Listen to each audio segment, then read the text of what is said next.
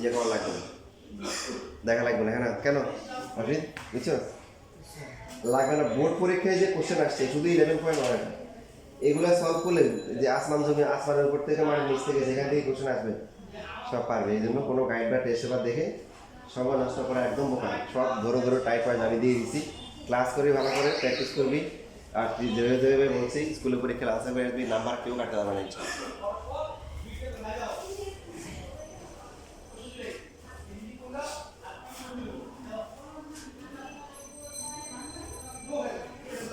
এই বাহুগুলো দূরে বের করো, গ্রাফ আঁকো, তারপরে বাহুগুলো দূরে বের করো, গ্রাফ আঁকো।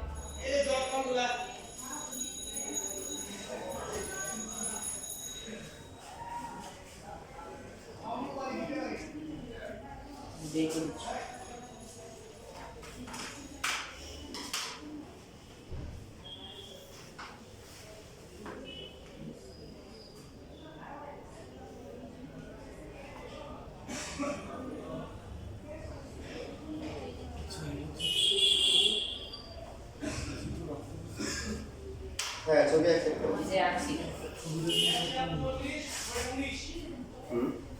যোগ করো, আচ্ছা যোগ করে ফেলো, বিন্দুগুলো যোগ করো। ত্রিভুজ তো, ত্রিভুজে কোনো ঝামেলা নেই। হ্যাঁ হচ্ছিল ত্রিভুজ হবে না, স্থূল কোনো ত্রিভুজ হবে, কথাতে বলা আছে স্থূল কোনো ত্রিভুজ, কোনো সমস্যা নেই। আরে সাহস করে যোগ করো, বাঁ করো না, সহজ সোজা করে।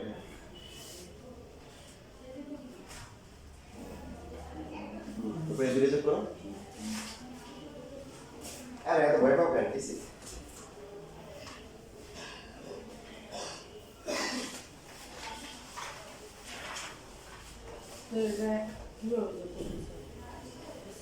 দুইটা বিন্দু যোগ করতে পারবা না, দুইটা বিন্দু যোগ করবা। এই হচ্ছে 3 4 1 2 3 1 2 3 4, এই যে এটা একটা বিন্দু 6 3 4 5 6 3 3 কোথায় হবে, এই যে এখানে 6 3। আর পরটা হচ্ছে কত 2 9 1 2 তারপর 9 1 2 3 4 5 5 6 7 8 9, এই যে 9। তাহলে এটার সাথে এটা, এটার সাথে এটা, এটার সাথে এটা কিভাবে যোগ করব, মানে কি বিন্দুগুলো যোগ করব।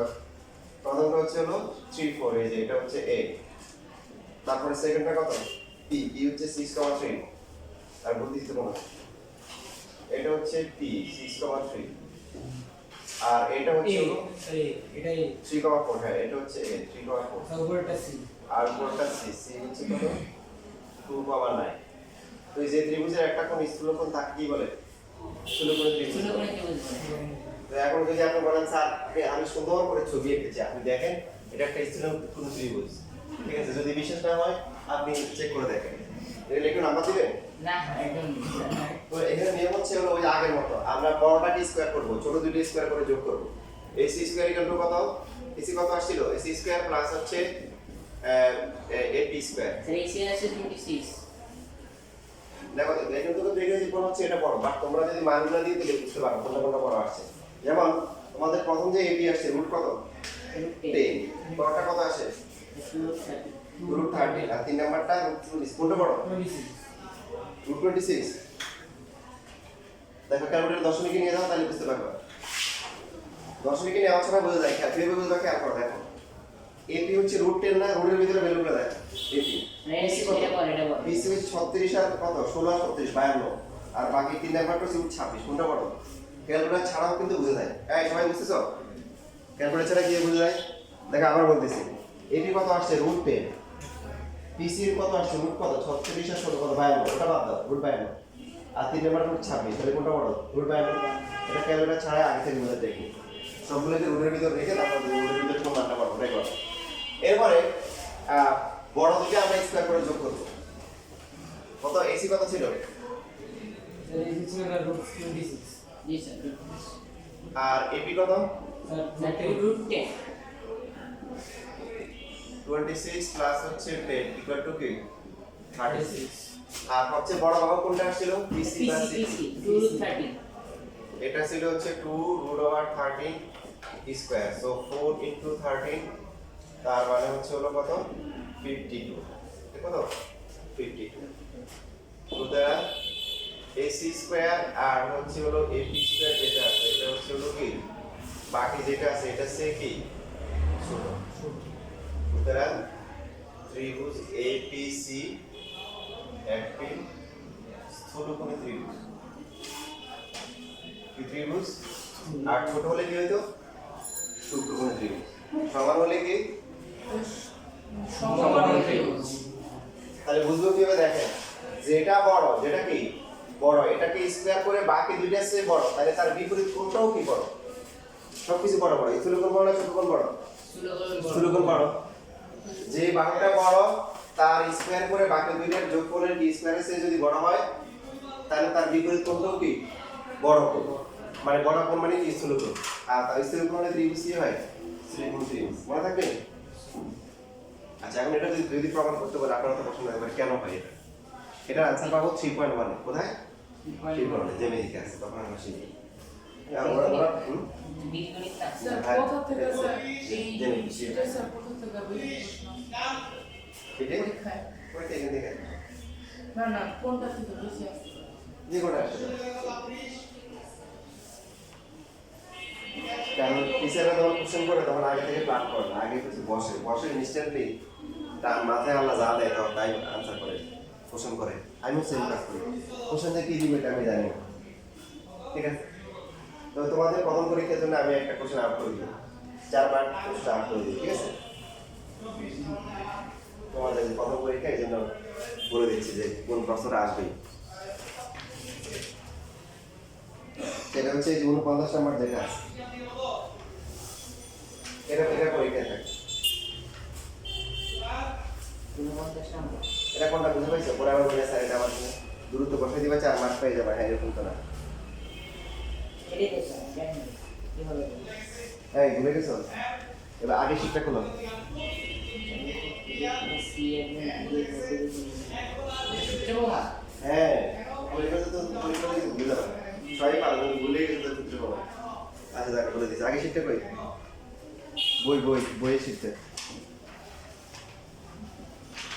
আমাদের বই আছে এটা না বই ছিল না এই হ্যাঁ বই এই যে আমাদের কি থাকবে না দুটো সিকিউ অলরেডি চাপে না বুঝলাম নাম্বার পরীক্ষা হবে মাসের পরীক্ষা দুটো সিকিউ। এই দেখো এটা এখানে পার্থক্যটা কি? এখানে আছে x1 y1 আর এখানে কি P1 কি হ্যাঁ অন্য কিছু মান চেঞ্জ করে দিতে পারে। p1 p1 আমি তো এটা মান চেঞ্জ করে দিই x1 y মধ্যে বলবো হ্যাঁ, কিন্তু এই যে এই লেখা সিস্টেম এটা পরীক্ষা থাকবে আর আমাদের ঝামেলা আছে কোনো ঝামেলা নেই, ম্যামেরা মনে করলে যাবে না।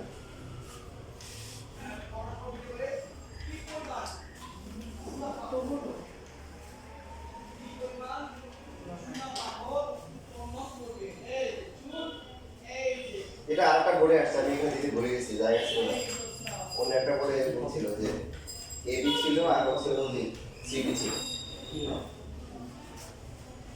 ঠিক আছে, আচ্ছা এবার তোমরা একটা করো দিদি, আচ্ছা আমরা একটা ক্লাস 47 নাম্বার করো। এখানে সেটা একটু কারেকশন করো।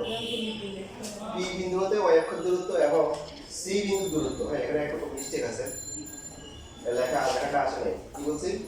পি বিন্দু হতে y অক্ষের দূরত্ব এবং কি সি বিন্দু দূরত্ব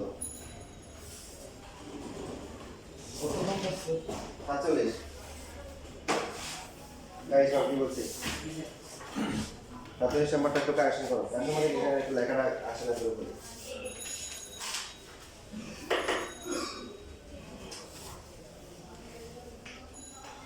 বাসায় গিয়ে দেখো, বাসায় এটা বাসায় দেখা তুমি ক্লাসে শিখেছি না। বি বিন্দু থেকে ওয়াই অক্ষের দূরত্ব এবং সি বিন্দু দূরত্ব সমান হলো, মানে সি দেওয়া আছে, সি পাশের দিয়ে লেখো সি বিন্দু দূরত্ব সমান হলো, সি এর মান নির্ণয় করে আমি করে এমনি করো এখানে সেটা আসবে সি বিন্দু দূরত্ব সমান হলো। এই তার মানে আছে বুঝছো, সি বিন্দু দূরত্ব লিখছো, বিন্দু দূরত্ব সমান হলো, হ্যাঁ ঠিক আছে, ভেরি গুড। এই দিন কাছে বুঝতে পেরেছো?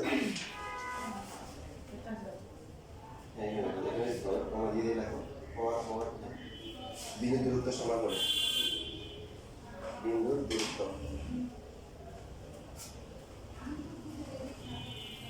38 নম্বর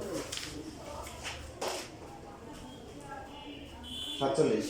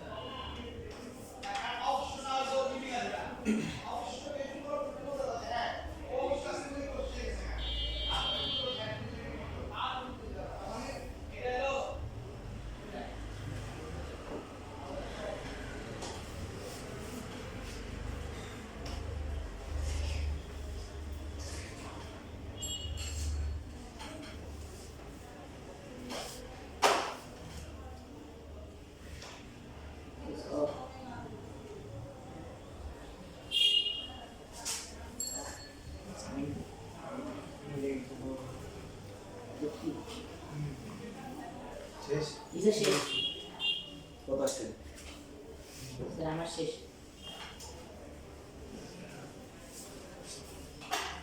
এই কত আসছে কোন রাখি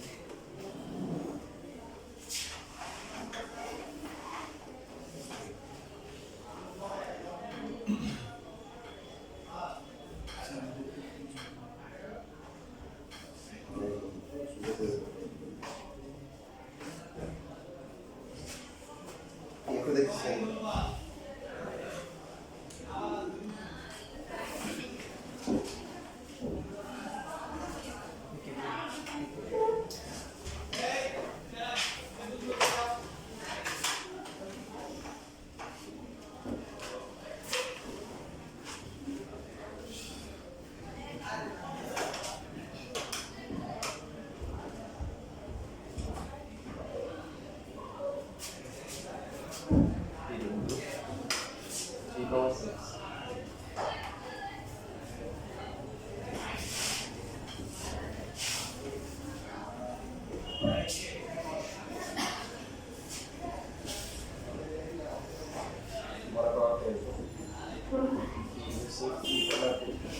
পি থেকে 3,6 এর দূরত্ব যা পি থেকে পি ওয়াই এর দূরত্ব কি তা ওটাই মানে এদিকে সব তো পি থেকে এটা টি কমা মানে কি এটাও কি এটাও টি এটাও টি তাহলে পি বিন্দু হতে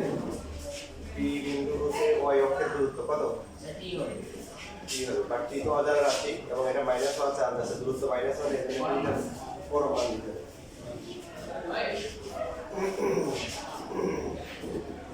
ফর্মুলা দিয়ে নাম না করবে না হ্যাঁ না দিয়ে নাম্বার পি বিন্দু হতে টি কমা সি বিন্দু দূরত্ব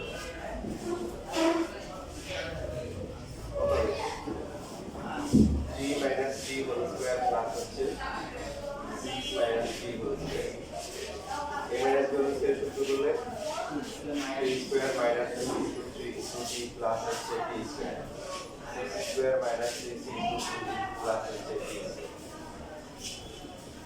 9 minus 6t plus t square plus 36 minus 12t plus হচ্ছে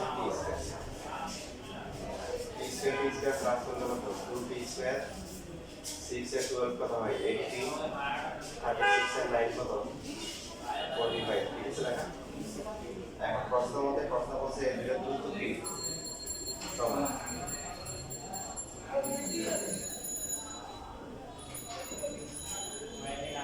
ঠিক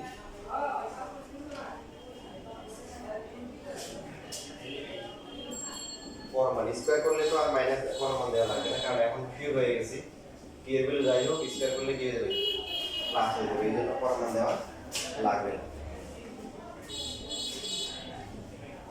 2t স্কয়ার মাইনাস হচ্ছে 18t plus 45 minus t equal to 0 t square 2t square থেকে t স্কয়ার মাইনাস হচ্ছে 18t প্লাস 45 ইকুয়াল টু 0 এর টার্ম করলে কত হবে इसमें minus minus T plus plus হচ্ছে মাস্টার দিকে আগে বলে দিচ্ছি মিনিটার ক্যালকুলেটরে করা যায় ক্যালকুলেটর কে পারো না হলো इक्वेशन একজন পাকিয়ে পারো মিনিটার করতে পারো মাত্র নাই কেন আচ্ছা মিনিটার डेल्टा कैलकुलेटर হ্যাঁ 5 I think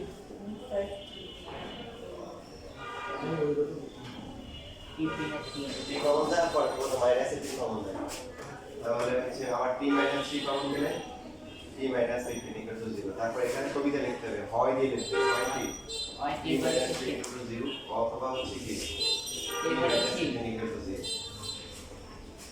তাহলে টি ইকুয়াল টু কত 3 प्लस 3 বা হচ্ছে টি ইকুয়াল টু 3 प्लस 3 তাহলে आंसर কি লিখতে হবে और टी इक्वल टू कॉमा ঠিক আছে अथवा टी इक्वल এভাবে লেখা হচ্ছে 3 বা অথবা এভাবে লেখা। এটা 0 হলে এটা লাগে না জানো